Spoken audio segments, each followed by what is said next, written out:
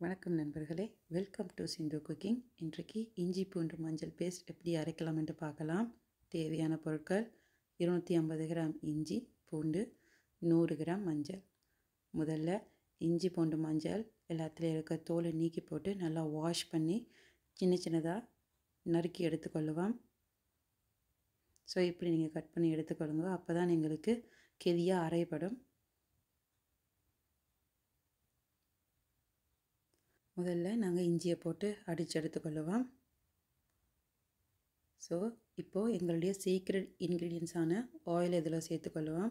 நீங்கள் எண்ணெய் சேர்க்குற வழியாக உங்களுடைய இஞ்சி பூண்டு மஞ்சள் பேஸ்ட் 1 மாதம் ஆனாலும் கெட்டு போகாது.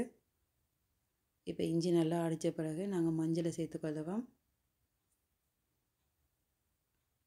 கடைசியாக நாங்கள் பூண்டை சேர்த்துக்கொள்ளுவோம். ஒரு ஸ்பேட்சில் எடுத்து நீங்கள் நல்லா கிண்டி பாருங்கள், அரைப்பட்டிருக்கா நல்லாண்டு. ஸோ இப்போ எங்களுடைய இஞ்சி பூண்டு மஞ்சள் பேஸ்ட் அரைப்பட்டுட்டு நீங்களும் இப்படி ஒரு தடவை ட்ரை பண்ணி பாருங்கள். எப்படி இருக்குன்னு கமெண்ட் பண்ணுங்கள். Thank you so much.